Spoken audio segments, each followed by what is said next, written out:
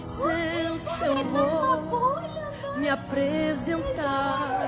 Sabe quem eu sou?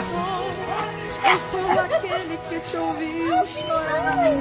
Eu sou o único que escolheu ficar. Amigo confidente, o pai que sempre sabe te aconselhar.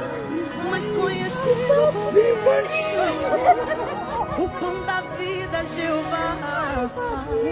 Eu sou a luz do fim do túnel, a força quando a sua acabar. E se precisar